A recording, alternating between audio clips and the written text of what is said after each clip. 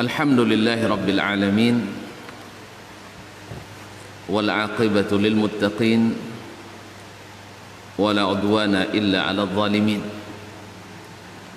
Ahmaduhu subhanahu wa ta'ala wa ashkuruh wa atubu ilaihi wa astaghfiruh.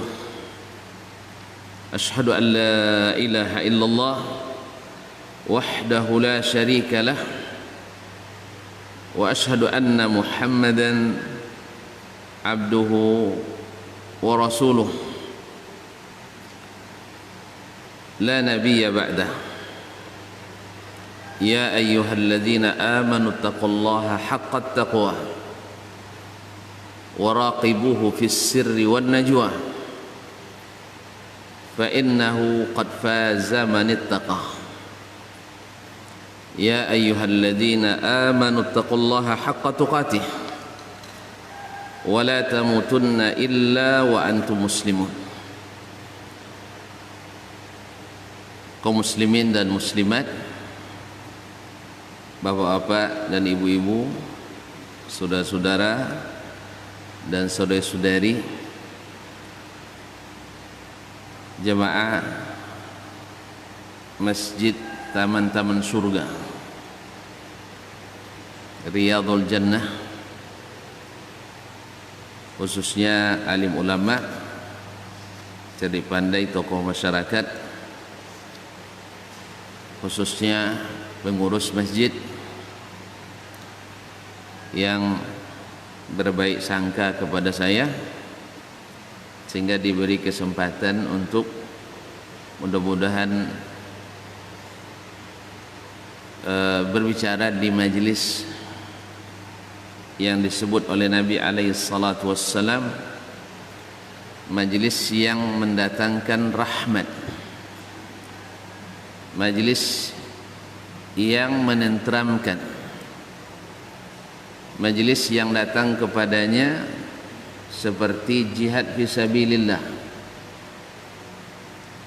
Man kharaja fi talabil ilmi fahuwa fi sabilillah. Siapa yang keluar menuntut ilmu berarti dia fi sabilillah. Majlis yang siapa menempuh jalannya menempuh jalan mudah ke surga. Kayaknya ada tertulis di sini ya. Man salaka tariqan yaltamisu fihi ilman sahhalallahu bihi tariqan ilal jannah. Siapa yang menempuh satu jalan mencari ilmu, Allah mudahkan baginya jalan ke surga. Majlis yang ahlinya, yang hadir dan istiqamah di atasnya, di akhirat nanti saling mencari, bukan untuk cari utang lah ya, mencari siapa di antara mereka yang belum masuk surga, tapi dengan syarat masuk surga semuanya, kalau enggak yang masuk surga, siapa yang belum. Ketika ditemukan si fulan yang aktif, ternyata karena dosa dia masuk pula ke neraka, maka Allah izinkan, karena orang-orang saleh tersebut meminta, Allah izinkan untuk diberikan syafaat dan digabungkan dengan saudara-saudaranya yang dulu sama-sama berjihad menuntut ilmu, sama-sama berjuang menetapkan majlis-majlis zikrullah yang mengingatkan kepada Allah Subhanahu wa taala. Jadi kaum muslimin dan muslimat dirahmati Allah, duduk sebentar di sini ini kalau dipilih, ini menurut Nabi, dipilih antara duduk sesaat menuntut ilmu atau setahun solat sunat, maka sesaat menuntut ilmu lebih afdal daripada setahun solat sunat. Dan syaitan lebih takut kepada orang berilmu satu orang daripada 1000 orang ahli ibadah. Satu orang penuntut ilmu, satu orang yang berilmu lebih ditakuti syaitan daripada 1000 ahli ibadah. Nah, ada orang ahli ibadah, ada ahli ilmu. Maka ahli ilmu dia ditakuti syaitan. Mungkin tuan-tuan pernah mendengar kisah seorang yang telah membunuh 99 orang, ingin bertaubat, ingin kembali, ingin membersihkan diri. Datang ditunjukkan kepadanya seorang ahli ibadah. Seorang ahli ibadah. Maka dia bertanya, "Ya Syekh, saya sudah bunuh 99 orang." Kalau tuan-tuan sempat ditanya orang seperti ini, gimana kira-kira jawabannya? Hah? Gemetar kita mendengarnya. Jangan-jangan saya yang ke-100 ini. Betul. 99, satu saja membunuh, itu sama dengan membunuh seluruh manusia dosanya. Apalagi 99. Maka dia bilang, tidak ada jalan bagimu. Satu orang aja, ini dia ahli ibadah tapi tidak berilmu. Akhirnya dilengkapkan 100 orang. Dibunuhnya pula ahli ibadah ini karena tidak memberikan peluang. Dia jahil, yang ditanya juga hampir sama jahilnya. Buktinya dia menjerumuskan orang menambah dosa, bukan menambah pahala. Akhirnya dia tetap, karena Allah inginkan kebaikan baginya, mencari lagi, akhirnya tunjukkan kepada alim. Ini yang menceritakan Nabi sendiri. Ditunjukkan pada seorang alim, lalu datang kepada sang alim tersebut, dia ceritakan dari awal sampai akhir, "Syekh, saya membunuh 100 orang. Bagaimana, maka apakah halli min taubah? Masih boleh saya bertaubat?" Apa kata orang alim ini? Karena dia tahu taubat itu menghapus segalanya. Sekalipun dosa syirik, kalau taubat sebelum meninggal, syirik kan tidak diampuni, tapi kalau taubat hilang semuanya. Alladhi yamna'uka minat taubah? Apa yang bisa menghalangimu dari taubat? Akhirnya dia tunjukkan bagaimana taubat, syarat-syaratnya, lalu dia pertuahkan tempat kamu tinggal itu tidak kondusif untuk jadi orang taat. Di sana banyak orang-orang tidak mendukung kita untuk taat, tapi di sana ada sebuah negeri, orang di sana beribadah kepada Allah, orang-orang saleh. Berangkat kamu ke sana, sebab di sini nanti walaupun taubat kayak orang kena narkoba, Pak, habis diobati, direhab, balik lagi ke komunitasnya, tidak akan berubah. Jelas? Tidak akan berubah. Oleh sebab itu besar sekali nikmat kita ketika menghidupkan majlis-majlis ilmu ini. Majlis-majlis ilmu ini. Ya, kalau dipilih antara majlis selain majlis ilmu, maka kita akan memilih majlis ilmu, karena di dalamnya semua bentuk ibadah ada. Zikir ada, menambah semangat motivasi ada, kemudian memberikan harapan ada, saling mengingatkan ada, silaturahim ada, zikir ada, semuanya ada di dalam majlis ilmu yang dianjurkan oleh Nabi alaihi salatu wassalam. Mudah-mudahan tuan-tuan tidak salah duga, ia berbaik sangka kepada saya, diminta oleh sebagian ikhwah di sini atas persetujuan pengurus, katanya. Iya betul ya, atas persetujuan pengurus. Enggak, kalau enggak saya enggak lanjutkan. Kita harus ada izin ya. Nah, apalagi di masa pandemik ini, ya sebenarnya enggak ada izin juga ya. Ada izinnya? Enggak tertulis. Dianggukkan ada. Nah, sama sekolah juga kayak gitu. Minta izin enggak ada keluar. Tapi tahu lebuyan. Tapi kita tidak mau jadi pelanggar. Jadi baiklah kaum muslimin dan muslimat dirahmati Allah SWT. Mudah-mudahan salawat dan salam kita senantiasa disampaikan kepada Nabi alaihi salatu wassalam, yang pada pagi ini kita berbicara sebentar, tidak lama, sampai tuan-tuan paham saja. Ya, kalau sudah ngangguk-ngangguk, dah dalam anggukannya berarti dah paham. InsyaAllah saya selesai aja. Ya, kalau tidak ada lagi mendengar, ya sah. Gimana saya nak bercakap? Nah, Tapi mudah-mudahan waktu yang sebentar ini diberikan barakah insyaallah taala dan kita bisa dengan mudah memahami. Ma'asyiral muslimin, ma'asyiral muslimat yang dirahmati Allah. Dalam hadis sahih datang seorang Arab Badui kepada Nabi alaihi salatu wassalam. Sahabat yang meriwayatkan hadis ini yaitu Anas ibn Malik mengatakan kami itu segan sekali bertanya sama Nabi alaihi salatu wassalam. Segan. Karismanya Nabi itu, wibawanya, ta'zimnya sahabat pada Nabi alaihi salatu wassalam, mereka segan bertanya. Apalagi menanya. Apalagi menyanya. Ya, sahabat itu bertanya ke Nabi alaihi salatu wassalam segan. Tetapi mereka sangat bergembira bila ada orang Arab Badui. Arab Badui itu apa bahasa kitanya?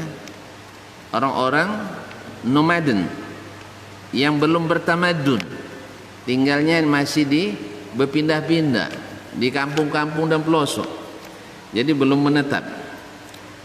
Nah, orang Badui ini kalau datang ke Nabi, mereka kan ya orang yang kalau bahasa tidak berbudaya ya, artinya belum seperti orang kota yang tata keramanya sudah ini. Enggak, mereka kalau nak nanya aja, enggak tengok Nabi sudah siap atau bagaimana, yang penting nanya apa terasa disebut.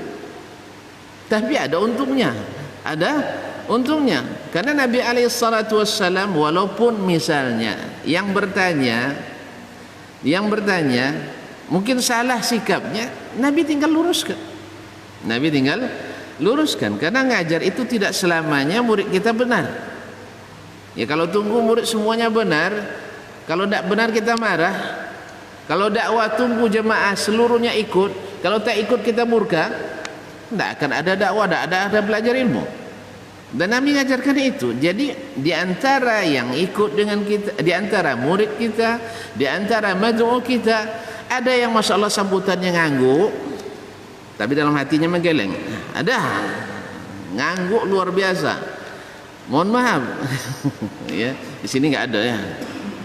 Di sini nggak ada. Ngangguk sampai cium-cium tangan, tapi di belakang ada macam-macam. Ada jenis ini, ada sini. Ada kasih tahu aja biar saya. Iya. Ada, tapi ada yang memang ngangguk jujur gitu. Ngangguk jujur. Ada yang ngangguknya asal ngangguk, ada. Jadi kaum muslimin dan muslimat, kalau ahli psikologis biasanya paham juga itu. Paham ya? Saya pernah diajarin gitu.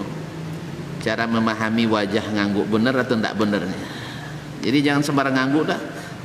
Nah, kaum muslimin dan muslimat dirahmati. Jangan takut, jangan tegang. Saya tidak amati loh, saya pindah-pindah pandangannya. Nah, baiklah kaum muslimin dan muslimat yang dirahmati Allah Subhanahu wa taala.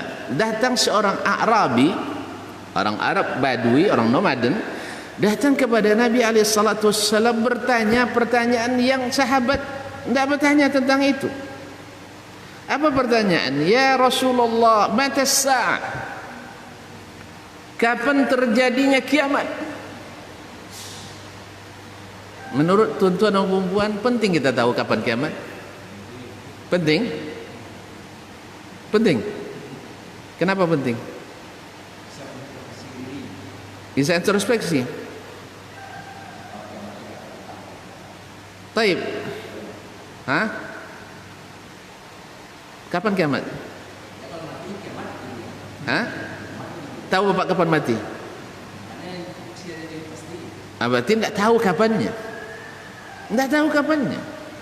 Kalau kita tahu, tidak. Bapak kalau tahu besok kiamat, selera makan hilang. Sah? Nikah tak mau lagi, walaupun ditawarin sama istri. Betul kan? Betul tak? Makanya Nabi tak tentukan kapan kiamat itu. Allah tidak ajarkan kapan kiamat itu. Kapannya Pak? Waktunya, bukan tanda-tandanya, enggak. Kalau introspeksi diri tanpa tahu pun kapan kiamat, iya. Kapan terjadi kiamat? 2012? Hah? Baik, baik. Pertanyaannya barangkali belum jelas, sehingga jawabannya tambah tidak jelas. Pertanyaan saya, orang ini bertanya tentang kiamat kubro, Pak, bukan kiamat sughra. Karena alif dan lam dalam bahasa Arab itu kalau tidak disebutkan sebelumnya kalimatnya berarti lil ahdi zihni. Artinya yang terbayang oleh orang kalau bilang kiamat, seluruh kita ketika sebut kiamat, apa yang terbayang? Mati? Tidak. Ya kiamat, habis tamat dunia ini. Kalau disebut kiamat secara mutlak, yang terbayang oleh orang apa? Apa yang dimaksud dengan ketika disebut kiamat? Apa yang dimaksud? Hah? Akhir dunia, bukan mati tiap orang, bukan. Jelas? Karena pakai alif lam, makanya bahasa Arab itu setiap huruf, setiap harakat, setiap apa titik, koma itu sangat berharga, menentukan makna. Sama kita, dalam bahasa kita juga ada. Sekarang kalau saya bilang Bapak Presiden misalnya mengatakan gaji 13 akan cair, menurut Bapak Presiden mana? Ayo. Hah? Presiden Amerika? Enggak kan? Hah? Presiden mana? Pasti Pak Jokowi. Betul kan? Karena sudah terbayang lalu di kita bahwa ini maksud ada presiden ini, tidak presiden lain. Apalagi tambah gaji gaji 13. Betul kan? Bahkan kalau saya gunakan pimpinan tertinggi kita misalnya akan mengeluarkan, misalnya meneruskan pembahasan undang-undang HIP. Auzubillah min hadzal. Nah, baik, siapa yang dimaksud? Ya presiden kita. Sudah maklum itu. Kecuali kalau jelaskan kiamat ini, kiamat ini, kiamat ini. Sekira bisa dipahami ya, anak. Jadi, ketika dibertanya kapan terjadinya kiamat, Nabi tidak tunjukkan karena Nabi enggak tahu. Yas'alunaka anis sa'ah. Betul kan? Yas'alunaka anis sa'ah ayyana mursaha fima anta min zikraha ila rabbika muntahaha. Nabi Allah tidak tunjukkan kapan kiamatnya. Berarti itu tak penting. Makanya di sini bisa dicatat seluruh ilmu yang ada di zaman Nabi lalu tidak disuruh menuntutnya oleh Allah dan tidak oleh Nabi, ilmu itu tidak diperlukan dalam agama ini. Jelas? Ilmu itu ada tapi tidak disuruh mempelajarinya, bahkan justru ditegah mempelajarinya, maka itu tidak berguna dalam agama ini. Mungkin untuk keduniaan berguna, karena Nabi kalau masalah dunia, antum a'lamu bi umuri dunyakum, kalian masalah dunia lebih paham, silahkan. Tapi kalau urusan agama jangan bawa yang itu. Sebab apa? Nabi tak suruh. Oleh itu kaum muslimin dan muslimat dirahmati Allah, kembali ke sini. Datang A'rabi tadi bertanya ke Nabi alaihi salatu wassalam, mohon maaf sampai jam berapa? Hah? Jam 7? Baru sejam, masih banyak. Alhamdulillah. Tapi kalau dengan cara begini tak selesai juga ini. Baiklah kaum muslimin dan muslimat. La ilaha illallah Muhammad. Kok banyak boleh. Baik. Lalu Nabi menjawab dengan yang lebih penting. Apa itu? Madza a'datta laha? Apa yang engkau siapkan untuk kiamat itu? Berarti kiamat harus punya persiapan. Mengetahuinya tidak penting, tapi Anda siap setiap saat. Seperti kata bapak tadi kan, kalau mati kan ada kiamat bagi kita. Betul itu. Nah, sudah mati kan selesai, tidak ada lagi amal kita. Makanya sebagian kita kan berwasiat, besok kalau mati ayah sedekah ini.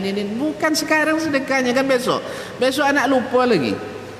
Baru kita dah mati dan dia membantah untuk bagi-bagi harta kita. Membantah. Kalau damai tak apa-apa, bagus. Ini kadang membantah. Nah, baiklah kaum muslimin dan muslimat, maza a'datta laha? Apa yang engkau siapkan untuk menghadapi kiamat itu?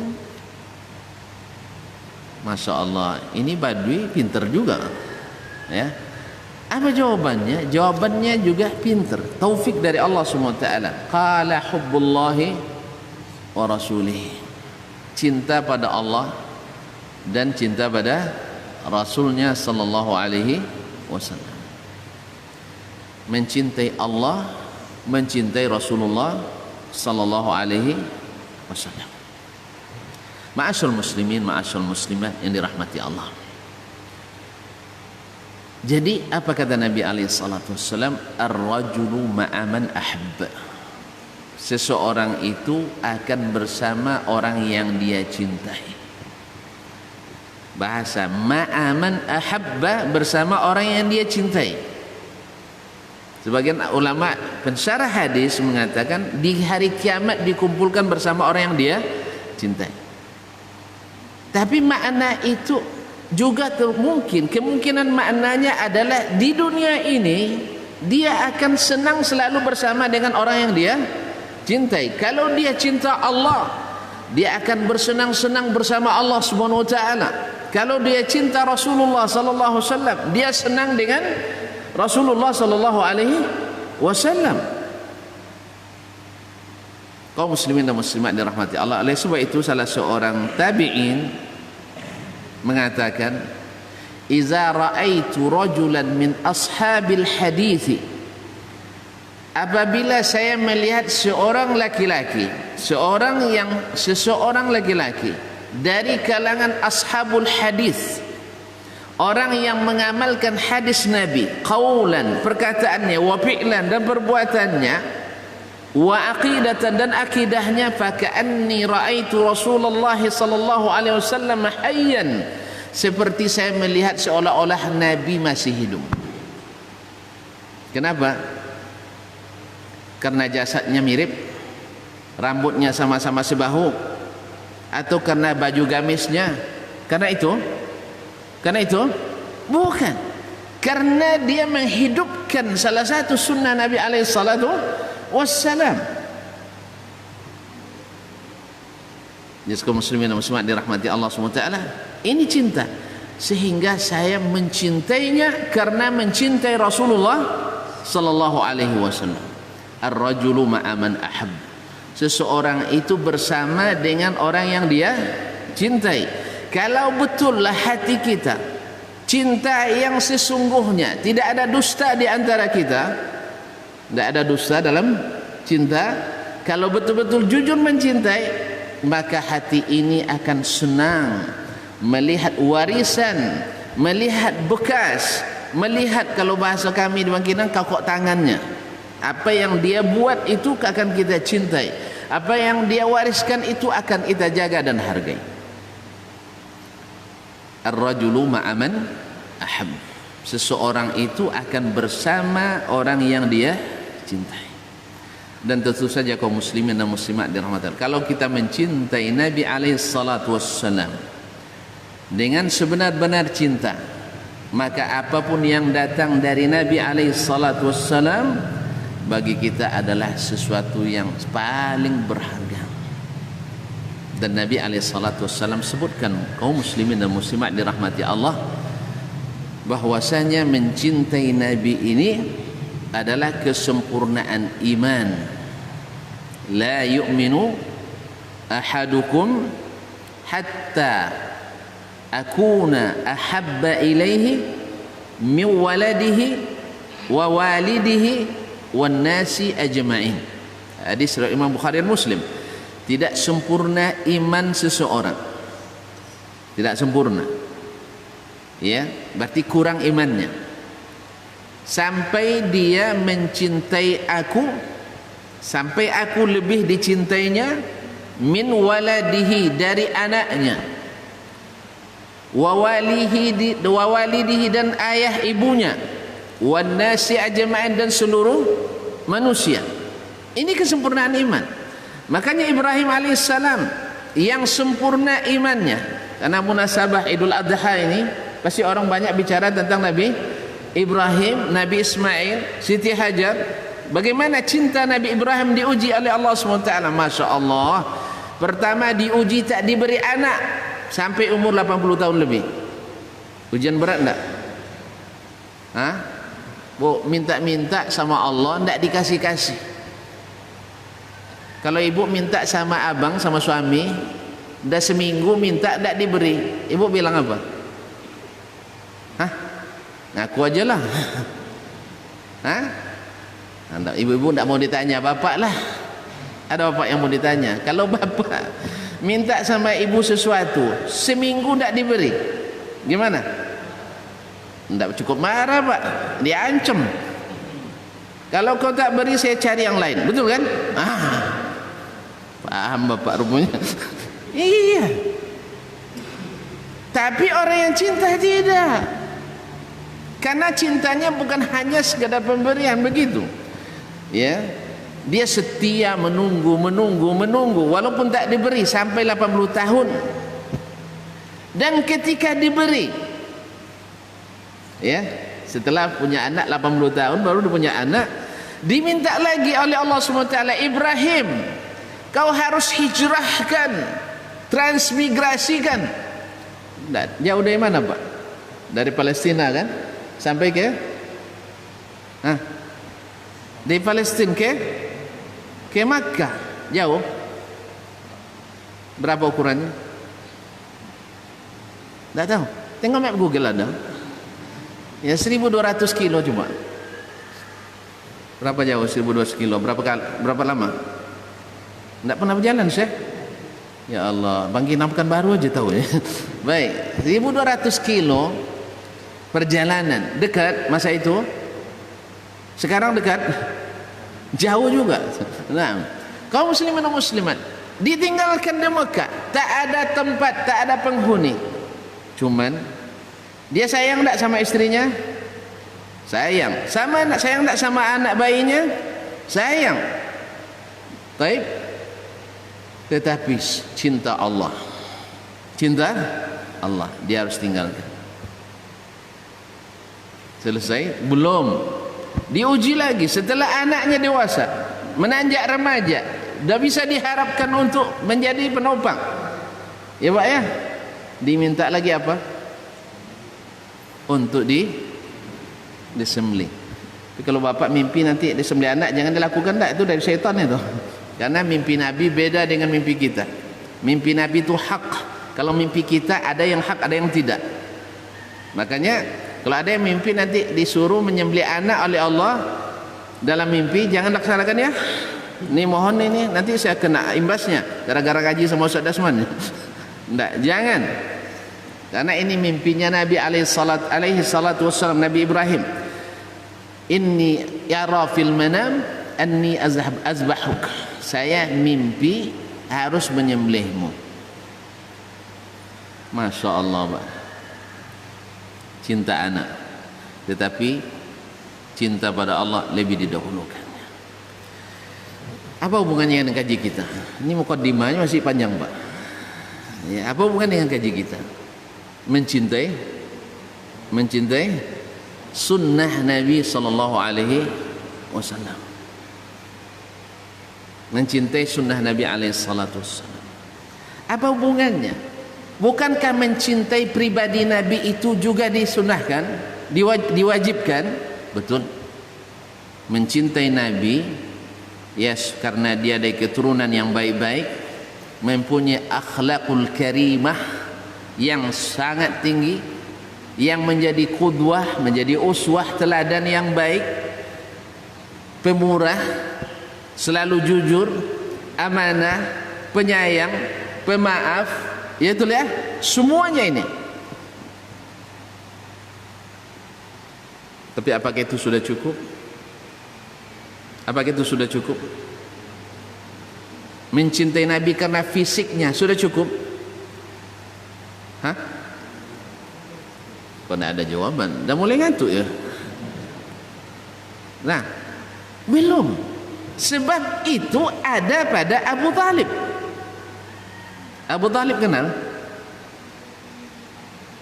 Pak Abu Talib kenal lima? Mencintai Nabi enggak? Mencintai Nabi. Karena apa dia cintai? Karena anak saudaranya.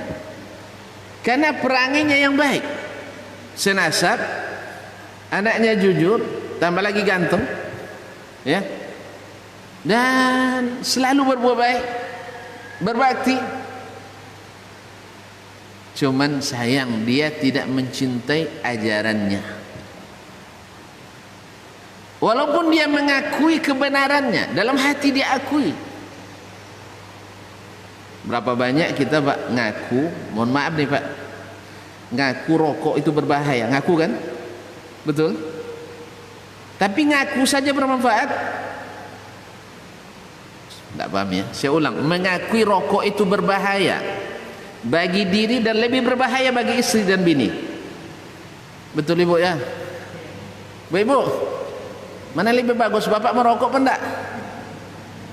Takut. Lebih bagus enggak lah, uang belanja. Berapa rokok sebulan? Ada yang merokok tunjuk tangan, saya enggak tahu berapa habis. Nah, semuanya, mohon maaf ya, yang merokok tuh ngaku itu bahwa rokok bahaya. Buktinya kalau ada dia merokok di dalam masjid, orang pada nengok semua. Kecuali masjid yang memang sengaja untuk merokok, banyak itu. Kalau dulu memang disiapkan asbaknya kan. Kalau dulu, sekarang masih banyak. Iya, sekarang masih banyak. Disiapkan asbak rokoknya. Belum Ustaz mulai, dia mulai. Nah, alhamdulillah hari ini sudah banyak, alhamdulillah. Nah, kaum muslimin dan ibu-ibu sering kelahi sama bapak gara-gara rokok kan? Sampai-sampai ada yang ngomong, Bang, demi cinta kepadaku Bang, tinggalkan rokok tuh Bang. Kamu tahu enggak, saya lebih duluan jatuh cinta sama rokok daripada kamu. Nah, gimana nih? Lebih duluan jatuh cinta pada rokok daripada istrinya. Cintaku pada rokok lebih tinggi daripada cinta kepadamu nih. Iya, tidak bertemu denganmu 2 hari saya tidak masalah. Tidak bertemu dengan rokok saya sejam saya masalah. Baiklah kaum muslimin, kita semua mengaku itu, tidak ada yang tidak ngaku. Buktinya di iklannya, rokok membunuhmu, betul kan? Betul. Tapi dia mengikuti apa enggak? Diikuti? Enggak. Ini cintanya gimana? Lulus apa enggak? Hah? Lulus enggak ini? Tidak lulus. Itulah kaum muslimin dan muslimat dirahmati Allah SWT. Jadi Abu Talib mencintai Nabi, mengakui kebenaran dakwah Nabi alaihi salatu wassalam, tetapi tidak mau meninggalkan tradisi nenek moyangnya, tidak mau meninggalkan keyakinan ayahnya, datuknya, datuk ayahnya, datuk-datuknya, datuk-datuk-datuk ayahnya, datuk-datuk-datuk-datuknya. Tidak mau dia tinggalkan. Apa sebab? Apa sebab? Hah? Khawatir berbeda sampan dengan orang-orang tua terdahulu, nenek moyang terdahulu, dengan syekh-syekhnya dahulu. Taib, Heraklius, kenal Heraklius? Tidak, itu kenal. Kaisar Rum. Di masa Nabi berdakwah ada 2 negara atau 2 negara ya, kerajaan adidaya waktu itu. Kalau di masa kita kan Soviet Amerika dulu kan, Soviet dah gugur ya, Amerika. Hah? Dah mulai goyang kata beliau. Sebab kalau zalim itu menggoyahkan kekuasaan pasti. Jadi kalau siapapun yang jadi pemimpin, sampai RT sekalipun, RW sekalipun, jadilah pemimpin yang adil, kokoh. Sulit memang, tapi akan kokoh. Tapi kalau sudah tidak adil, menimbang dengan 2 timbangan, menakar dengan 2 takaran, ya Pak, satu dipijak, satu diangkat, maka akan goyah, cepat atau lambat pasti. Tapi orang yang adil, sekalipun tidak berkuasa lagi, namanya harum. Tapi orang yang tidak adil, sedang berkuasa pun namanya dah busuk. Betul Pak ya? Masih berkuasa namanya sudah busuk. Apalagi setelah tidak berkuasa. Fir'aun saking berkuasanya menguasai Mesir, tapi setelah dia hilang semuanya melaknat Fir'aun. Semuanya, termasuk orang kafir sendiri hari ini melaknat. Ya nak? Orang kafir sendiri melaknat Fir'aun. Apa sebab? Tidak adil. Tidak adil. Dia menyiksa. Sebelum Nabi Musa berdakwah pun dia sudah menyiksa Bani Israel. Apalagi setelah Nabi Musa dibangkitkan, tambah lagi. Karena ini ancaman sesuai dengan mimpi yang pernah dia mimpikan. Kaum muslimin dan muslimat dirahmati Allah SWT. Jadi Heraklius mengakui ketika berdialog dengan Abu Sufyan, hadis dalam Sahih Bukhari, hadis kedua dalam Sahih Bukhari, dia katakan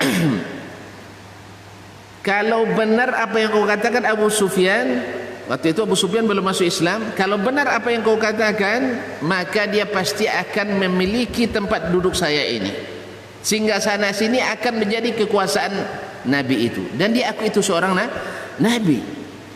Cuman masalahnya mengakui dengan mulut saja, ya, kemudian percaya dalam hati tapi tidak diikrarkan, tidak menyelamatkan. Dia tidak mau mengikuti. Kenapa? Masih khawatir kekuasaannya. Tapi Najasyi yang tidak bertemu dengan Nabi, tidak senasab dengan Nabi, tetapi beruntung menjadi orang yang mencintai Nabi SAW tanpa tedeng aling-aling, tanpa keraguan sedikit pun dia mengucapkan asyhadu an la ilaha illallah wa asyhadu anna Muhammadar Rasulullah. Kadang-kadang Pak jadi penguasa penakut gitu Pak. Sah? Penguasa ini kadang-kadang banyak yang penakut daripada rakyat. Ketika jadi rakyat koar-koar, jangan korupsi, jangan ini, sudah ya. Tapi setelah pemimpin hilang itu semua. Hilang itu idealisme itu. Makanya diperlukan kekuatan iman yang luar biasa. Kaum muslimin, dan itu hanya bisa diberikan kepada orang-orang Allah kehendaki kebaikan baginya. Kembali ke sini kaum muslimin dan muslimat dirahmati Allah SWT. Jadi mencintai Nabi itu ada dua. Mencintai fisiknya, mencintai fisiknya.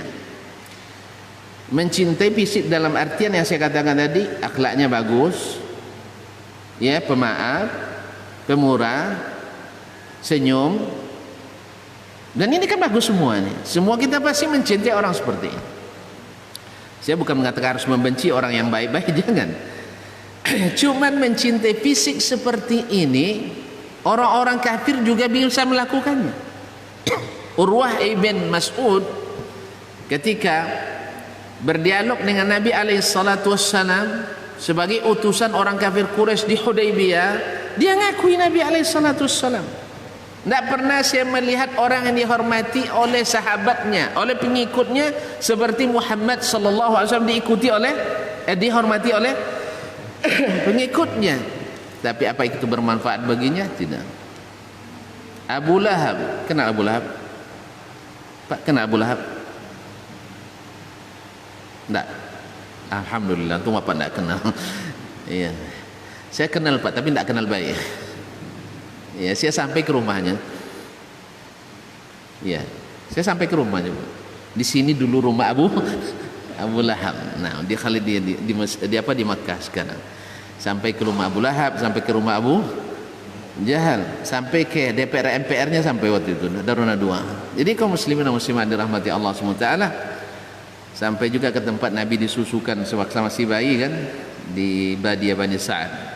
Jadi kaum muslimin dan muslimat dirahmati Allah Subhanahu wa taala, Abu Lahab sangat-sangat disebut sebagai orang yang paling mencintai Nabi secara fisik, secara perangainya. Ditambah lagi dengan keponakannya, ditambah lagi dengan Abu Lahab yang paling mirip dengan ayahnya Nabi SAW, dan Nabi mirip dengan ayahnya. Tetapi cintanya cinta palsu. Kenapa? Ketika Nabi berdakwah, dia tidak siap untuk menerima apa yang seharusnya dia lebih mencintai Nabi karena itu. Karena cinta inilah yang menyelamatkannya. Mencintai apa yang dibawa oleh Rasulullah sallallahu alaihi wasallam. Apa itu yang dibawa Nabi? Memang harus ceramah terus kita nampaknya Pak. Nah, kalau tidak ingat kan lupa terus. Apa yang dibawa oleh Nabi? Hah? Ini saya dah tunjukkan. Al-Quran dan As-Sunnah. Al-Quran dan As-Sunnah. Menurut tuan-tuan dan puan-puan, mana yang lebih harus kita lebihkan cinta kita? Kalau boleh dilebihkan, belum disamakan tak apa-apa. Mencintai Al-Quran dan Sunnah atau mencintai fisik Nabi karena dia ganteng?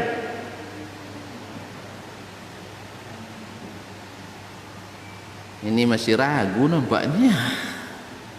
Saya ulang lagi. Mana yang lebih patut kita cintai, Al-Quran dan Sunnah Nabi daripada mencintai fisik Nabi? Jelas Al-Quran dan Sunnah. Karena inilah yang menyelamatkan. Ini yang menyelamatkan. Apa kata Nabi SAW? Taraktu fikum amrain in tamassaktum bihima lan tadillu ba'di. Aku tinggalkan pada kalian dua perkara. Bila kalian pegang teguh keduanya, kalian takkan tersesat setelahku. Kenapa bahasa tersesat, Pak? Kenapa? Karena kita berjalan, Pak, ya. Karena kita berjalan di dunia ini, berjalan menuju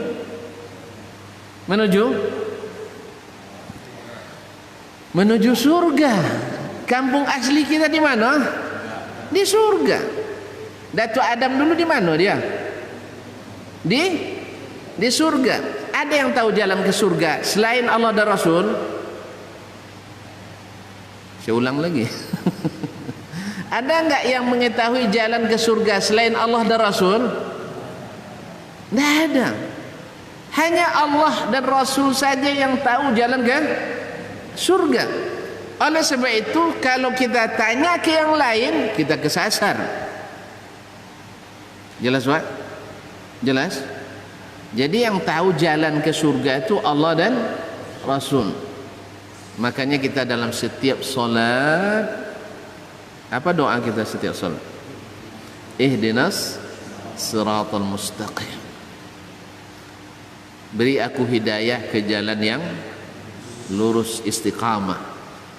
Yang mana jalan istiqamah? Allah jelaskan. Siratal ladzina an'amta alaihim. Jalan orang yang telah engkau beri nikmat. Siapa mereka?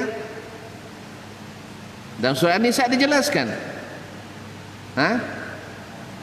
Yaitu an-nabiyyin. Alladzina an'amta alaihim minan nabiyyin was-siddiqin. Orang-orang yang siddiq, yang selalu benar. Selalu benar ini tidak mungkin kecuali dengan kitab dan sunnah. Dengan akal kadang benar, ya Pak, ya. Kadang benar, sering salah. Ya. Kadang benar, sering salah. Betul, Pak? Iya enggak?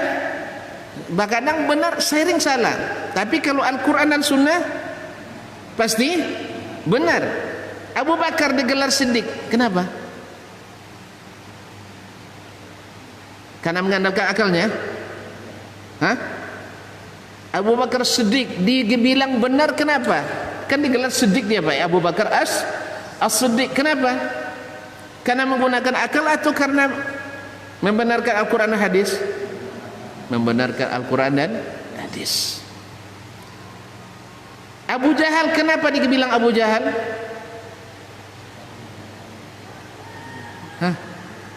Karena mengikut pikirannya, sehingga dia jadi jahil. Abu Bakar jadi Siddiq karena mengikut Al-Quran dan hadis. Salah saya? Saya ulang lagi. Abu Jahal, kenapa digelar Abu Jahal? Dia bukan Abu Jahal gelarnya, Abul Hakam. Kunyahnya asalnya Abul Hakam. Tetapi karena dia jahil digelar Abu Jahal. Kenapa jahil? Karena ikut Quran dan hadis atau karena akalnya? Atau jangan-jangan Abu Jahal tidak menggunakan otak? Atau jangan-jangan Abu Jahal tidak punya akal? Pak, Abu Jahal punya akal tidak? Punya? Cerdas enggak? Tidak cerdas. Pak, Jadi pemimpin dia. Ahli strategi dia. Kalau perang dia komandannya. Cerdas nggak? Saya mau tanya Pak, kalau sempat terjadi sini perang misalnya antara desa ini dengan saya ini, Bapak pilih yang terbodoh atau yang tercerdas? Hah? Yang ahli strategi atau yang tak pandai strategi? Coba cari saya satu jenderal yang tidak cerdas Pak. Tunjukkan ke saya ada pemimpin perang yang selalu menang tapi tidak cerdas. Ada? Tidak ada, alhamdulillah. Ngaku juga jadinya. Dia bukan main-main. Dia itu sahibur raya. Bani Makhzum itu tukang kibarkan bendera perang. Dan perang perlu menang apa enggak? Atau jangan-jangan biarin aja, yang penting tenaga ada. Mana lebih hebat, tenaga besar daripada strategi benar? Alhamdulillah, ngaku apa jadi. Jadi kaum muslimin dan muslimat dirahmati Allah, Abu Jahal itu bukan orang tak punya akal, cerdas sekali. Cuman dia jahil karena apa? Karena memperturutkan akalnya, mengenyampingkan bahkan menolak wahyu yang Allah turunkan. Saya kira jelas ya. Kalau jelas selesai kita. Jelas? Kalau jelas selesai kita. Berarti belum jelas ya. Kalau belum jelas saya teruskan. Nah, baiklah kaum muslimin dan muslimat dirahmati Allah. Jadi As-Siddiq jadi Siddiq karena dia ngikut Al-Quran dan hadis. Dia tidak mengedepankan akalnya. Bukan berarti Abu Bakar tak punya akal. Karena dia akal yang sehat adalah yang mengikuti wahyu. Kalau wahyu dipaksa mengikuti akal, akalnya tidak. Pasti enggak? Pasti enggak? Enggak sehat. Sebab apa? Orang dulu jahiliyah dia punya akal semua. Enggak tahu dia jalan yang benar. Enggak tahu dia mana agama yang sahih. Betul kan? Betul kan? Atau jangan-jangan sebelum Nabi Muhammad diutus enggak ada yang punya akal satupun? Pak, ada yang dicabut akal semua itu? Enggak. Mereka orang cerdas semuanya. Cuman tidak dapat petunjuk wahyu, makanya mereka tersesat. Oleh itu kaum muslimin dan muslimat, ironi kita ketika bertentangan antara wahyu dengan akal, kita mendahulukan akal. Padahal akal itu sangat terbatas dan terbukti dalam sejarah. Orang-orang yang punya akal paling cerdas paling rentan untuk tersesat. Paling rentan untuk tersesat.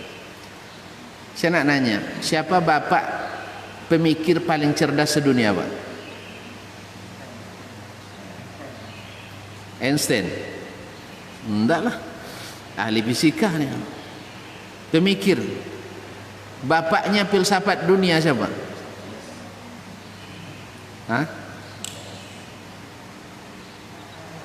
Pak Soekarno. Oke, Pak Soekarno. Baik. Siapa yang bercerdas? Siapa yang pernah kuliah paham dia. Nah, Aristoteles. Dia punya 3 serangkai murid yang paling terkenal. Namanya Pluto. Terus? Lupa.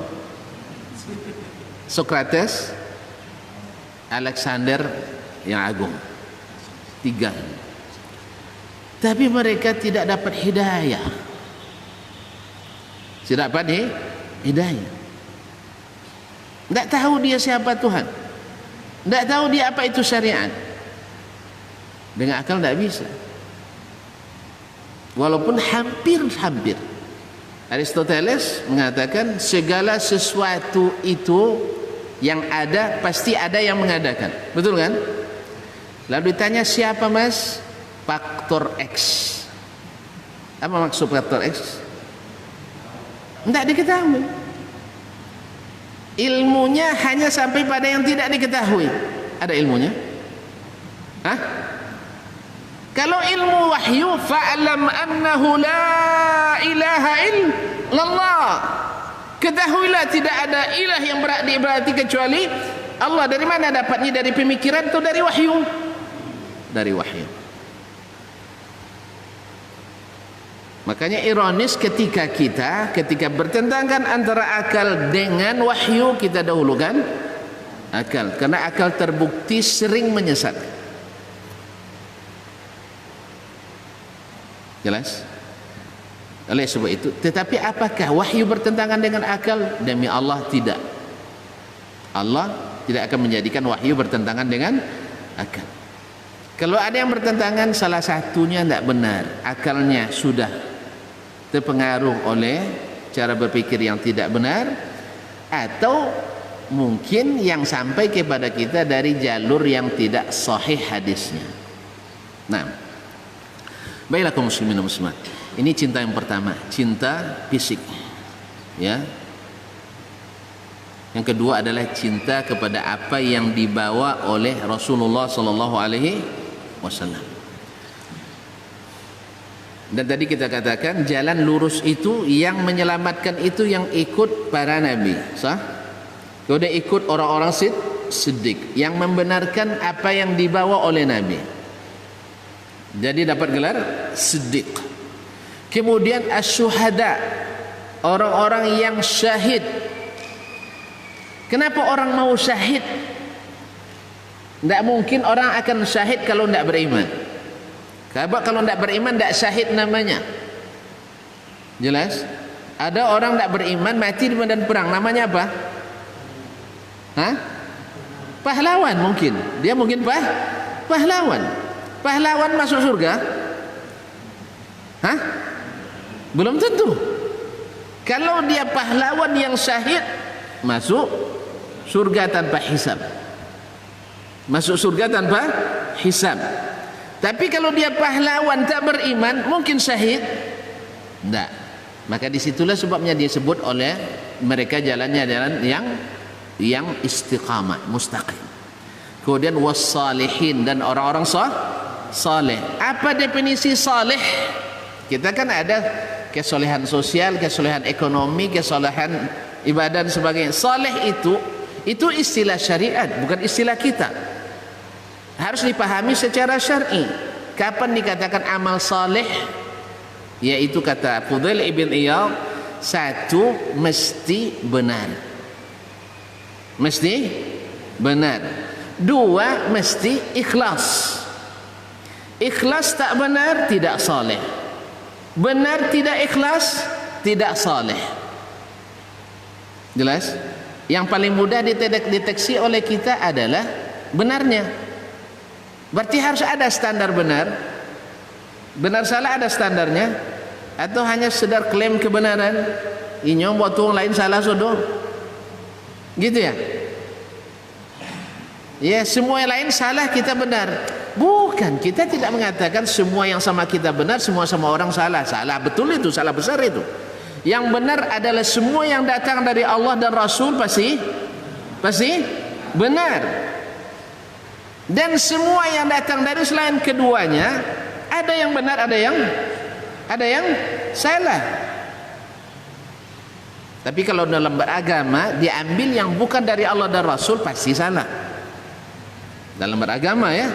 Kalau urusan dunia tidak, Allah dan Rasul serahkan urusan dunia, terserah kalian. Tapi patuhi rambu-rambu yang ditetapkan dalam syariat.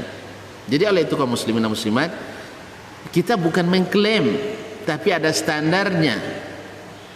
Karena Allah tanya, bukti Nabi dan Allah dan Rasulnya sallallahu alaihi wasallam menyuruh kita untuk kembali kepada Al-Quran dan Sunnah. Kalau Al-Quran Sunnah tidak juga jadi standar, untuk apa Allah suruh kita kembali ketika berselisih? Betul Pak ya? Kalau tidak jelas standarnya, kenapa disuruh kembali ke situ? Kan kita sekarang Masya Allah dah balik Quran Sunnah tanpa kelahi dia. Dah balik Quran dan Sunnah, semua ustaz pergi Quran Sunnah ustaz. Oh, ada masalah rupanya. Kenapa? Karena yang satu ikut makna yang asli, yang satu ikut makna yang tidak asli. Tuan-tuan, mana yang mahal, yang asli atau yang tidak asli?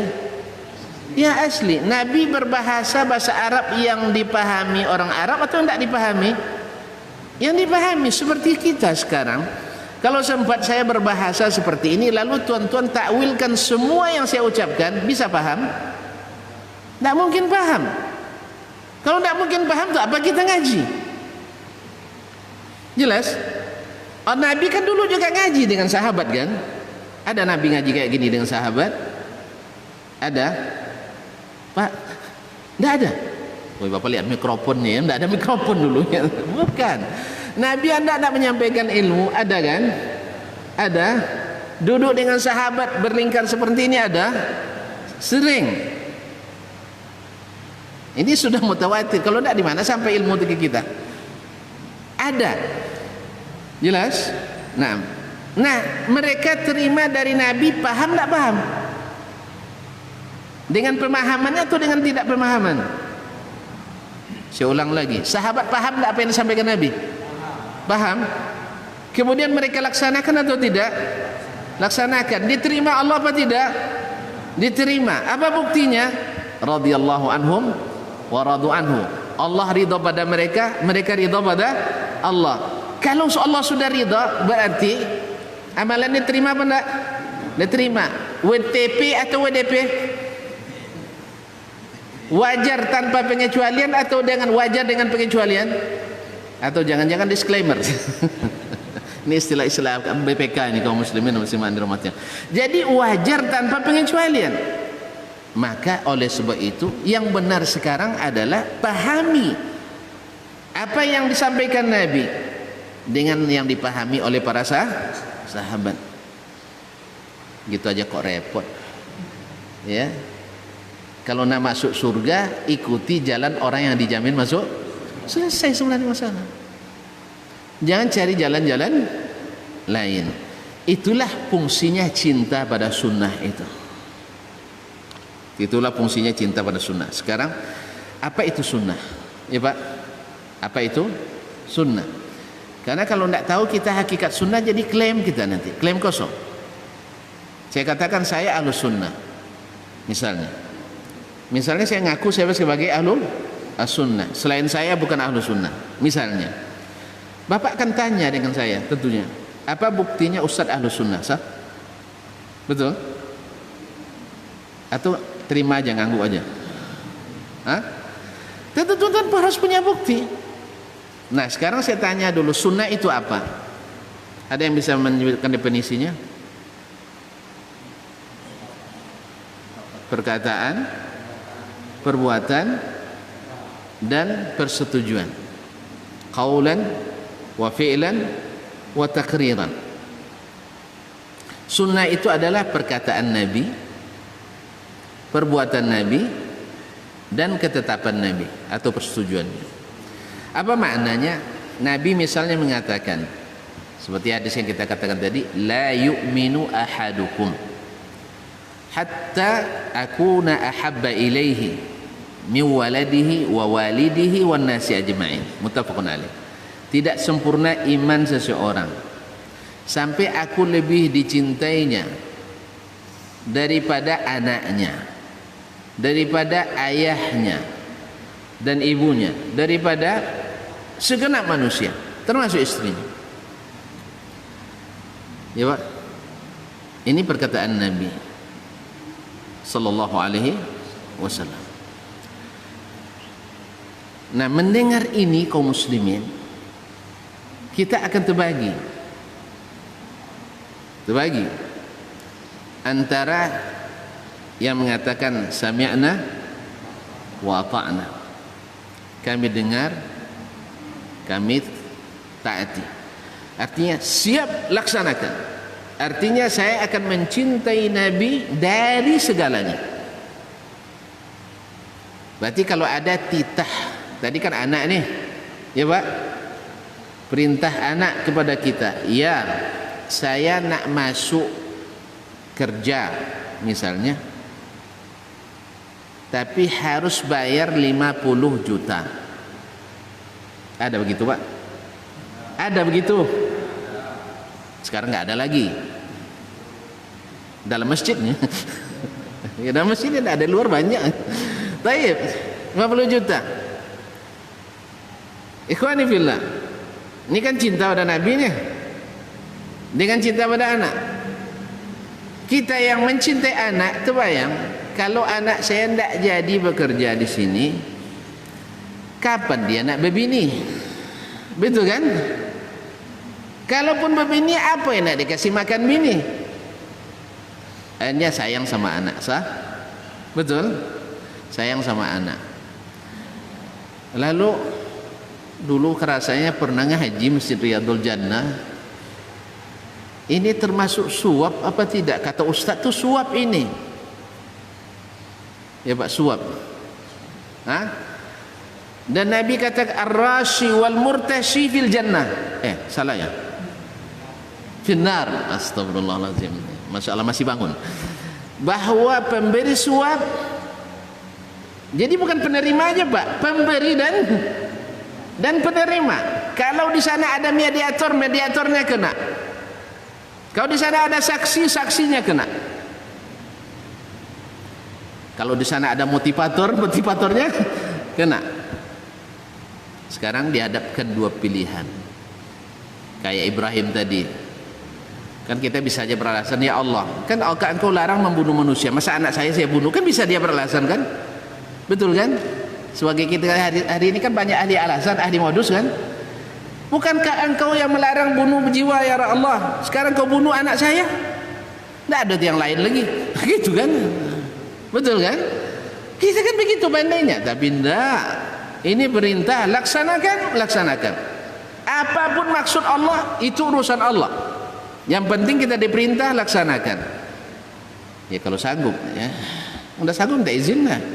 Nah, sekarang cinta Allah, cinta Rasul sallallahu alaihi wasallam. Orang yang mencintai anaknya pasti dia bisa membuat modus. Banyak alasan Pak. Allah Maha Pengasih, Maha Penyayang. Nah, besok kalau kamu udah diterima bekerja, rajin-rajin sedekah. Sedekah itu memadamkan amarah Allah. Itu hadis ada semua tuh. Nah, kemudian tobat. Sebab tobat itu menghapus segala dosa. Kerja dulu, nanti setelah kerja bertobat. Jelas? Nah, tapi subhanallah, orang yang cinta pada Allah dan masih ada. Dan tidak mesti ustaz, tak mesti orang ngaji, tidak ngaji pun dia paham ini, tapi cintanya, saya tidak mau berhadapan dengan Nabi nanti dalam kondisi berhadapan head to head, saya tidak mau. Ya, biarlah kamu bersedih dan marah sama ayah daripada nanti saya bertemu dengan Rasulullah dan dia murka sama saya. Sebab cintaku kepadanya lebih daripada cintaku kepadamu. Ya Pak, sama tadi. Duluan jatuh cinta saya pada rokok daripada jatuh cinta padamu. Saya lebih duluan cinta pada Allah. Mudah mengucapkan, sulit menerapkan. Dan seterusnya. Ini contoh konkret. Itu perkataan. Perbuatan lagi. Perbuatan Nabi alaihi salatu wassalam. Apa contoh perbuatan Nabi alaihi salam? Banyak perbuatannya. Nabi misalnya selalu solat berjamaah.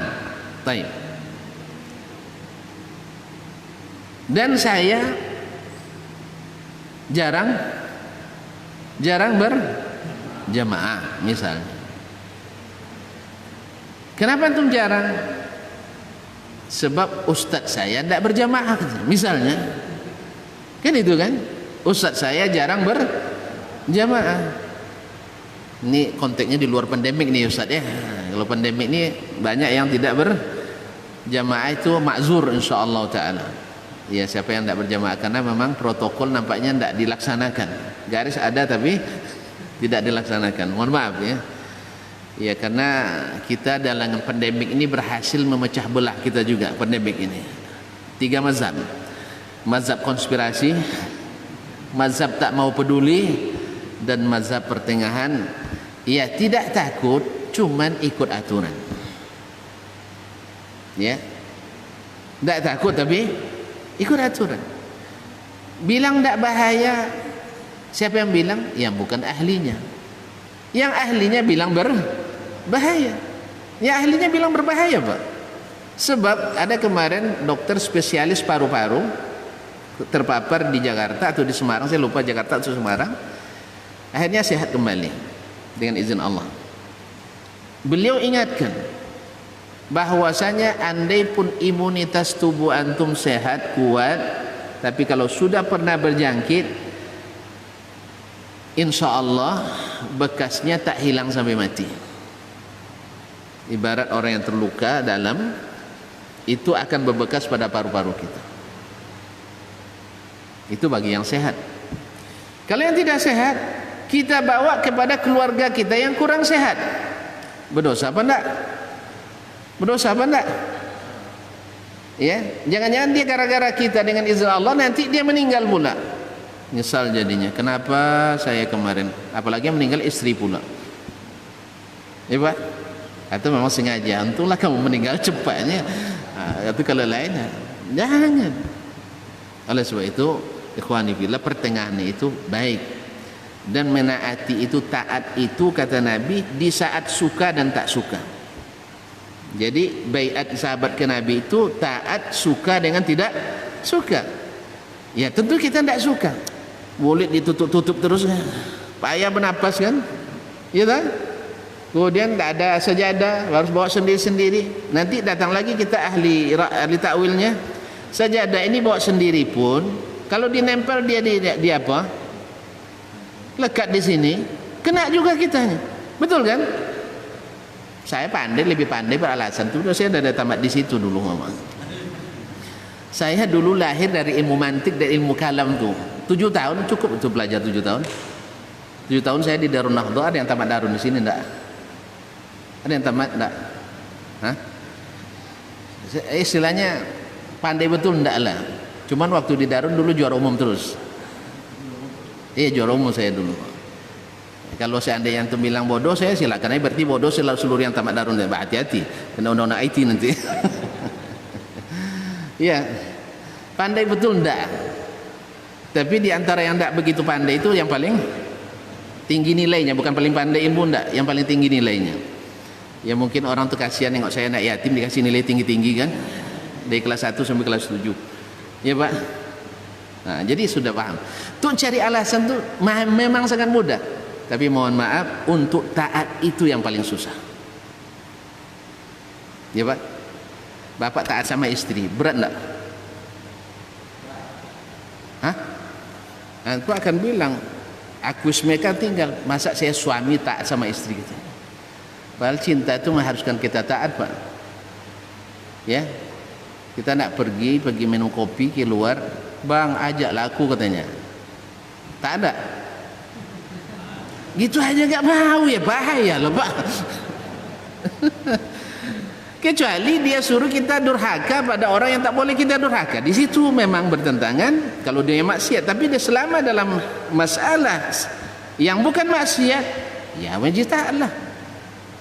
Tapi kalau disuruhnya abang jangan coba-coba kasih mama duit enggak, nah, itu jangan taat di situ. Tapi kalau bang nanti kalau pulang beli sate ya enggak taat. Gitu aja enggak mau. Kaum muslimin dan muslimat dirahmati Allah SWT. Jadi mereka tercari-cari alasan bahwasanya saya di sini lebih mencintai Nabi daripada mencintai guru saya. Mencintai guru saya. Bukan berarti kalau gitu kamu ikut jamaah, guru kamu jarang berjamaah berarti kamu benci sama guru. Bukan, salah itu. Ini yang kadang-kadang membuat keputusan yang seperti ini keliru. Saya belajar misalnya dulu, mohon maaf Pak ya, di Darun Nahdhah 7 tahun. Guru-guru saya dulu ketika melihat celana kami di atas mata kaki di rotan. Padahal waktu itu bukan karena ngikut sunnah Pak, bukan. Waktu itu awak kan musikin, tuh musikin, miskin, yatim. Jadi celana kelas 1 sampai kelas 5 tidak diganti-ganti. Badan tambah tinggi. Jangan sebab oleh Buya waktu itu dianggap pelanggaran. Karena kalau di atas mata kaki cingkrang itu celana preman. Karena memang tren waktu tahun 70-an, 80-an itu celana di atas Masih ingat kan? Tapi subhanallah tak ada ya ustaz yang mengingkari masa itu, padahal celana preman. Tidak sedahsyat pengingkaran pada hari ini. Kalau dilihat celana mata hati-hati Wahabi katanya. Ya Allah ya Rabbi.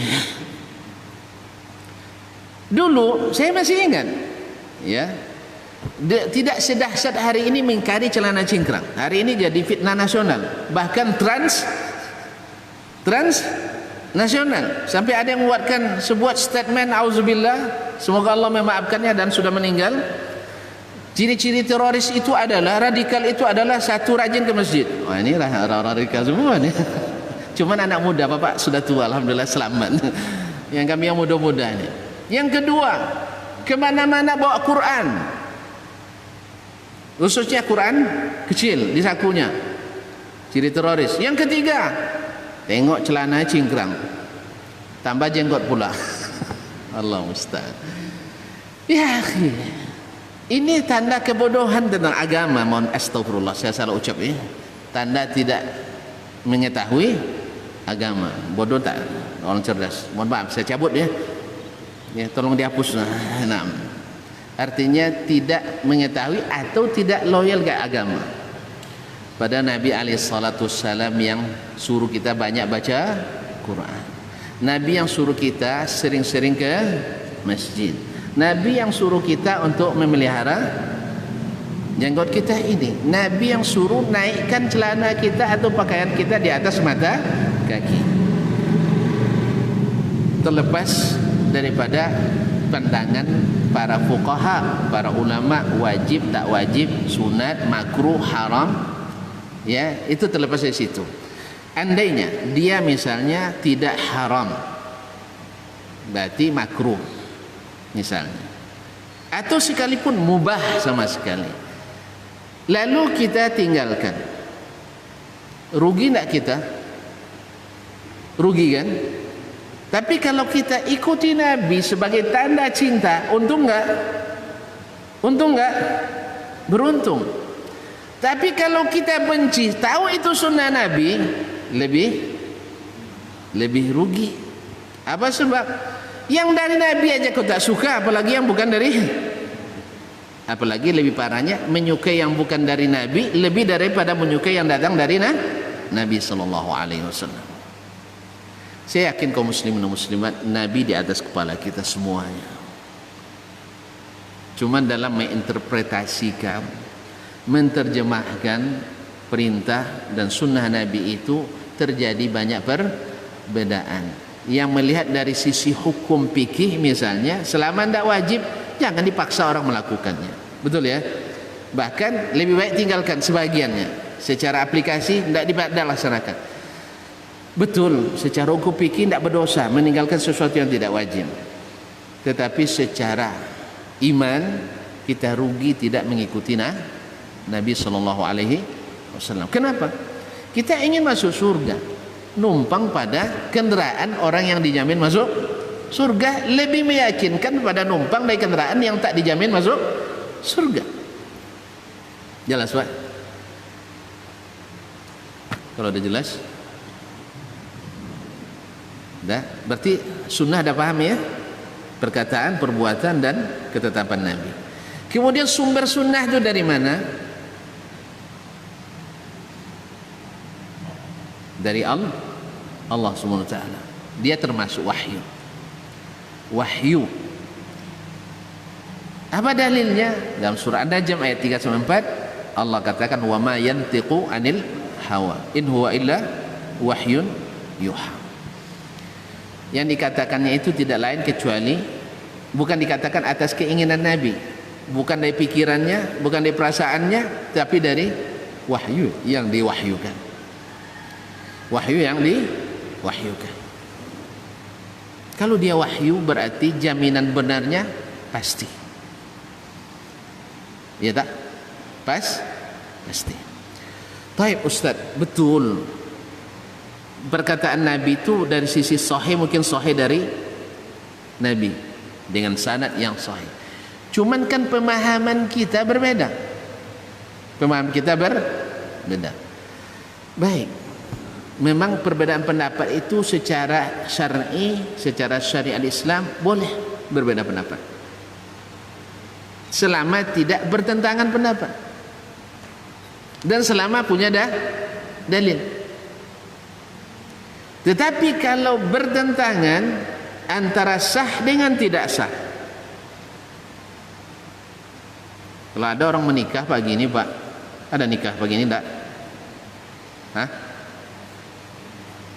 Ada orang akad nikah sekarang, kan ada saksi itu, ada penghulu, ada wali, ada saksi, ada dua mempelai dan saksi seluruhnya. Kalau dibilang oleh satu orang saksi sah, yang satu bilang tidak sah, menurut tuan-tuan sah? Mesti diulang kan? Mesti diulang kan? Alhamdulillah. Betul, Pak? Nah, ini saksi biasa, manusia biasa. Kalau saksinya Allah dan Rasul, Allah bilang tidak sah, lalu seorang ulama bilang sah, Rasul bilang sah, seorang ulama bilang tidak sah, ikut yang mana, Pak? Tidak sah juga? Hah? Pak? Sah apa enggak? Allah dan Rasul bilang sah, ulama bilang tidak sah. Sah enggak? Sah. Kenapa?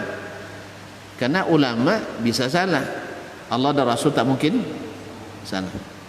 Tadi kenapa tidak apa? Karena ulama sama ulama. Paham perbedaannya? Bila ulama Syafi'i, Imam Syafi'i mengatakan sah, lalu Imam Malik mengatakan tidak sah, mungkin dua-duanya benar? Mungkin dua-duanya benar? Saya ulang lagi. Satu bilang sah, satu bilang tidak sah. Mungkin dua-duanya benar? Gimana mungkinnya, Pak?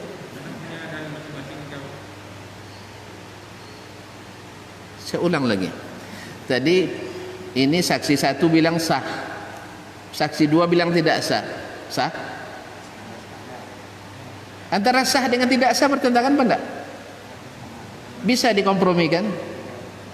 Bapak melamar anak, ada mau melamar lagi enggak? Iya. Mak bilang diterima, anak bilang tidak diterima. Diterima jadinya. Kalau terima juga paksa namanya, Pak. Terima paksa. Kawin paksa. Bagus kawin paksa? Enggak. Nah, itu.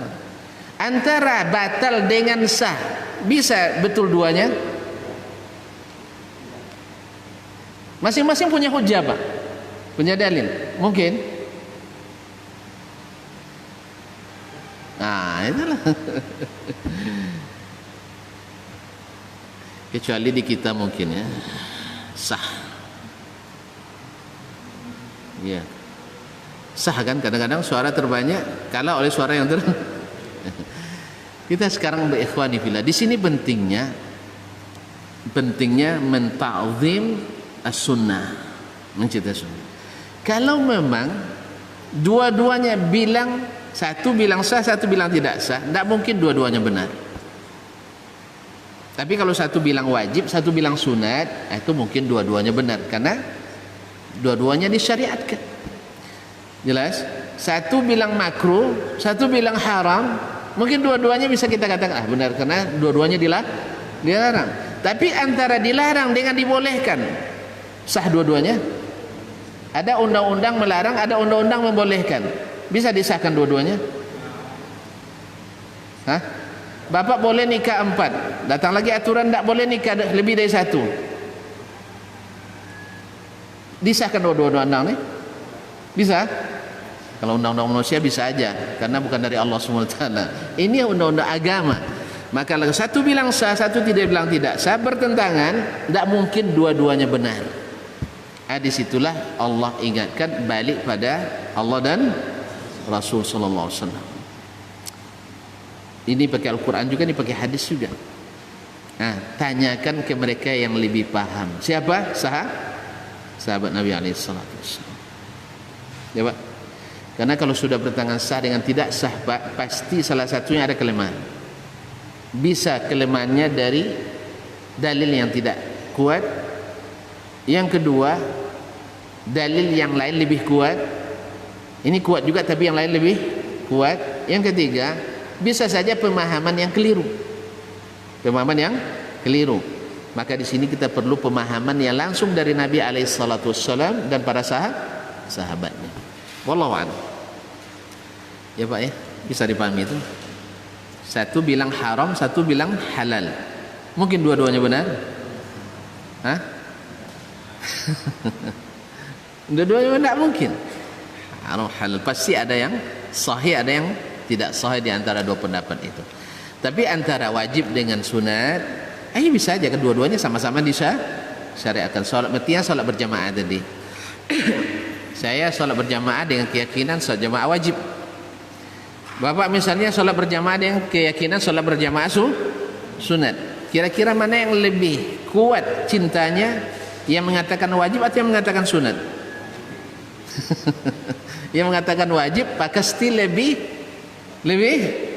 kuat. Sama dengan iuran sekarang, iuran wajib dengan iuran sunat. Mana yang lebih banyak hasilnya? Wajib, Pak. Yang wajib banyak juga nunggak memang. Apalagi di musim pandemik ini. Ya, ada yang ngirim uang SPP lewat WA. Di fotokopinya uang kan 600.000. Ustaz dah lunas kan katanya.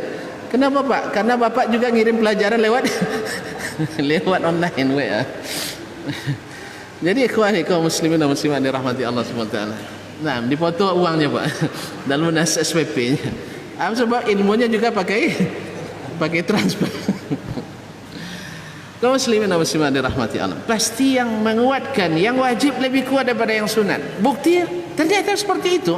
Mohon maaf dengan sebesar-besarnya kita menghormati khilaf ulama, wajib kita hormati.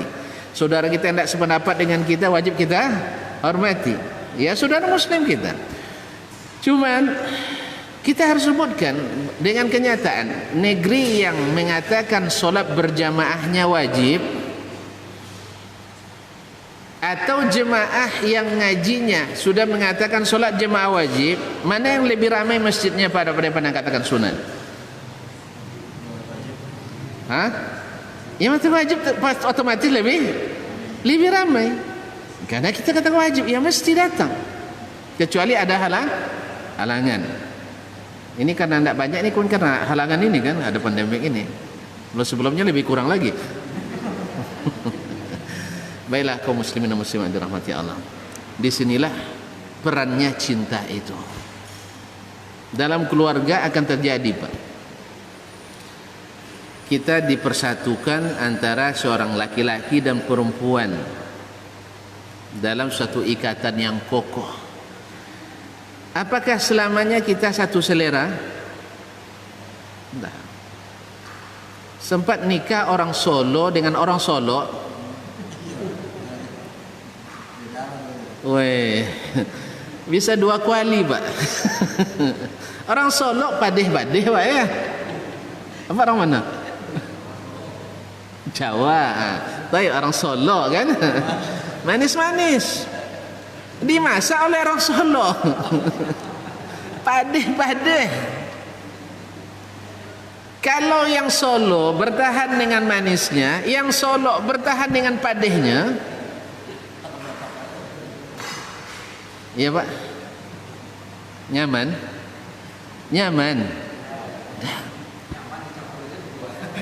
campur dua-dua, enggak juga Pak, manis. Jadi oleh itu, siapa yang cintanya lebih berat, dia akan lebih cepat menyesuaikan diri. Suami yang lebih cinta, dia akan latihan untuk makan pedas sambil siapkan anti-entrostop, anti bocor. Kalau istrinya yang lebih cinta, dia akan berlatih untuk menyesuaikan dengan selera suaminya. Minimal masukkan gula dikit dulu. Gimana bang, masih padeh ini? Enggak lagi dek katanya. Dia bilang karena cintanya dia enggak mau adiknya tersinggung kan. Alhamdulillah enak katanya. Sama dulu ada ke adik tingkat dari Brebes, Pak, Kota Bawang di Jawa Timur. Dia makan, istri saya kan orang sini, orang Rumbio, pedas-pedas juga. Jadi, tapi dia suka makanannya, walaupun pedas, suka makanan. Karena suka, hilang patut dia ketujuh. Hilang patut dia ketujuh. Dia pedas, patutnya dia suka yang nggak pedas, tapi karena enak, karena suka, dia tetap makan. Sampai dia bilang, Ustaz, di Riau itu ada jus cabai ya, Ustaz, katanya. Ada jus cabai katanya. Ya saking pedasnya. Goreng maco pedas. Tahu maco? Ikan teri. Salai, gulai pedas. Dendeng, lado hijau pedas. Semuanya pedas. Sampai sup pun pedas. Pakai lado kutu. Jadi dia bilang ada sup, ada apanya? Ada jus apa? Jus cabai di Riau, Ustaz. Bukan. Jadi kalau di mana kita yang cinta akan menyesuaikan diri, beradaptasi. Berat, saya yakin berat, Pak. Merubah kebiasaan kita dari kecil, tiba-tiba harus dapat istri pedas-pedasan. Awak biasanya manisan dan sebagainya. Saya sudah mencoba itu, Pak. Beberapa lulus, berapa tidak lulus. Ada beberapa jenis makanan saya dulu tidak suka. Bahasa kaminya, bahasa Oconya tidak ajan. Ya, bahasa Jawanya tidak doyan. Bukan pantangan, tidak. Cuman kalau habis makan tuh nanti tidak enak di sininya, sehari kadang. Akhirnya, tapi karena cinta sama istri, dia suka, saya pun berusaha menyesuaikan diri. Dia pun begitu, Masya Allah, jazakallah khairan. Dulu dia tidak suka makan banyak, menyesuaikan diri dengan saya, akhirnya jadi ikutan pula, sampai hanya berpantangan pula. Jadi itulah kaum muslimin. Kita juga dengan sunnah ini, mungkin ketika kita melihat, ketika kita mendengar, ketika kita mengamati, ini beda ini. Seperti yang saya katakan tadi, saya pernah di rotan gara-gara tadi itu, Pak. Awak anak yatim, celana dari kelas 1 sampai kelas 5 tidak diganti, nampak semua di rotan kaki saya. Ini celana preman katanya. Karena memang tak pernah dibahas dalam buku, dalam pelajaran ya, di kurikulum. Buku tentu ada, cuma tak pernah dibahas di kurikulum, tak pernah diterapkan bahwa rupanya Nabi menyuruh kita untuk meninggikan pakaian minimal di atas mata kaki, maksimal sampai pertengahan betis. Ketika melihat itu, saya ke Jakarta, lihat ini kenapa celana setengah tiang pula. Saya merasa enggak kira? Merasa enggak? Kecuali mati rasa, Pak. Saya harus merasa dari mana pula nih, ini golongan apa ini? Saya rasakan. Saya tumbuh dari pondok yang enggak ada itu. Di mana? Apalagi ada pula bekas-bekas saku di kakinya. Ini harusnya ditutupi, kayak gitu kan? Akhirnya belajar. Ini itu pentingnya kita bertanya, belajar. Rupanya ada kitab Kitabul Libasir Rajul, kitab tentang pakaian laki-laki, 3 jilid besar-besar. Satu jilidnya 600 halaman lebih, berarti hampir 2000 halaman ya. Itu semuanya ada aturan di situ dari Nabi alaihissalam. Oh, langsung bisa diterapkan? Enggak. Nanti dituduh pula ini aliran baru nih katanya. Apalagi kalau pulang nanti ke pondok, gua nengok ya. Nah. Awal mulanya dilipat dulu, Pak. Dilipat. Apalagi pas mau sholat kan. Belajar lagi, ternyata melipat kain waktu sholat dilarang Nabi pula. Ini bahaya ini kan. Melipat pakaian rupanya, kalau Bapak nanti bajunya begini waktu sholat, tolong diturunkan. Karena Nabi rupanya melarang melipat pakaian dalam salat. Akhirnya kalau begini tidak selesai, akhirnya pakai sarung lagi. Pergi kuliah pakai sarung. Nah, supaya jangan melipat celana. Nah, memotong celana itu berat, akhi. Karena ada apa namanya? Innal mubazzirina min kanu ikhwana syayatin. Teringat itu. Ini bertentangan perang terus. Dapat lagi hadis ketika Nabi SAW bicara tentang haji, seseorang tak dapat kain ihram, pakai sarung. Kalau tak punya sendal, pakai sepatu khuf, tapi dipotong khufnya. Lalu dibaca khilaf ulama. Ada yang bilang tak perlu dipotong karena mubazir. Lalu Imam Malik katakan tak apa-apa dipotong karena Allah yang suruh, Nabi yang suruh. Kalau Allah dan Nabi yang suruh, tak ada mubazirnya. Betul kan? Sama tadi, Nabi Ibrahim disuruhnya beli anaknya, tapi karena orang yang suruh. Walaupun Allah larang membantai orang, kan dilarang kan? Dosa besar Pak ya. Iya. Sesempit apapun hidup kita, tak boleh membantai anak kita. Apalagi anak orang.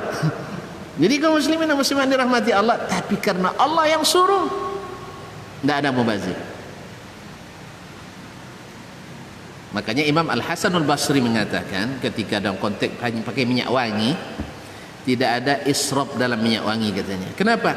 Karena ini sunnah Nabi SAW. Akhirnya memang cinta itu tak langsung datang Pak. Saya harus menyimpan dulu 2 tahun baru lahir lagi. Terlihat tahun ini 2 tahun kemudian baru lahir lagi, naik filenya. Paham? Tidak paham rupanya. Ya, calon istri saya sekarang tuh sebelum saya lamar 2 tahun sebelum saya lihat nggak ada di sini. Ketika disuruh oleh ibu menikah, saya suruh cari calon, tak ada yang sesuai menurut saya. Akhirnya disuruh sendiri. Itu modus saya juga. Saya suruh dulu dia nyari, tapi dengan kriteria yang saya inginkan. Akhirnya tidak dapat sama beliau, akhirnya dikasih kebebasan. Nah itu ya Pak. Ini tidak bawa dulu ke rumah, ini secara istri marah lah orang tua. Ini saya ajarkan ke mahasiswa saya. Suruh mak dulu cari, kita siapkan calon. Ya, bukan pacaran maksudnya, salah paham enggak? Katanya kita lihat, kita ingin dan kriteria sudah cukup. Nah, bilang sama ibu dulu.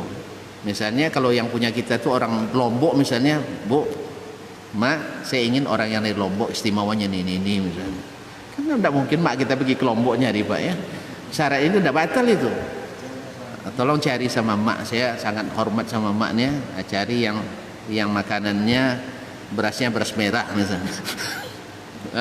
Bikin syarat-syarat yang susah dipenuhi. Habis itu baru kita bebas bermain kan. Ini betul nih Bu orang Lombok. Enggak nak, dia ada orang apa nih, orang misalnya orang Aceh misalnya, atau orang mana-mana lah, orang Melayu misalnya kan. Enggak, saya mau orang Lombok mak. Enggak bisa, enggak, kecuali kita orang misalnya. Ya Pak, akhirnya nanti mak menyerah, carilah sama kamu nak. Nah di situ baru bagaimana dengan si fulan. Lalu mak kan tanya nanti, mak pasti tanya siapa keluarganya. Oh keluarga baik-baik. Di mana belajarnya? Oh tamat pesantren, hafizul Al-Quran misalnya. Tinggal dia anak orang kaya pula aja. Misalnya. Ayolah lanjutlah. Ya Pak. Tapi tidak semua orang bisa kayak gitu kayaknya Pak. Baiklah kaum muslimin dan muslimat rahmati Allah.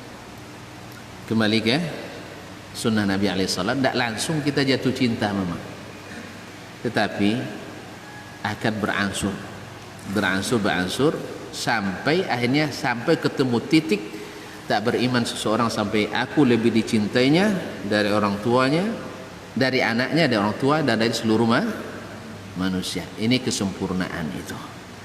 Nah kita sama-sama lah, mudah-mudahan walaupun tidak sempurna betul, tetapi setidaknya hati ini tak akan merasa gerah ketika melihat sunnah Nabi Sallallahu Alaihi Wasallam. Ya, itu sudah modal besar. Tapi kalau sudah ada gerahnya, maka cari kipas, kalau perlu pasang AC, nah, atau buka-buka jendela-jendela supaya ada sirkulasi bersih udaranya, insya Allah.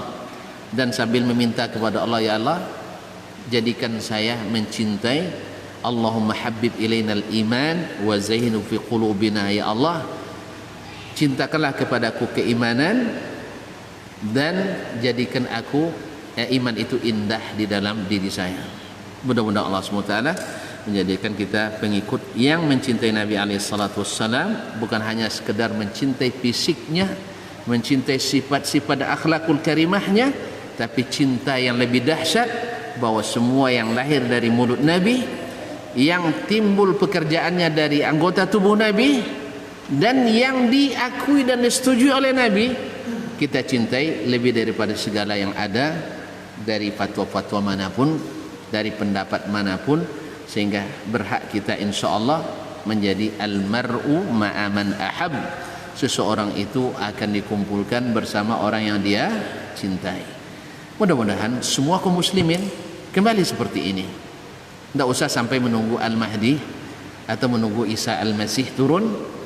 InsyaAllah usaha itu harus tetap kita lakukan untuk menjadikan kaum muslimin dan muslimat mencintai sunnah-sunnah Nabi alaihi salatu wassalam.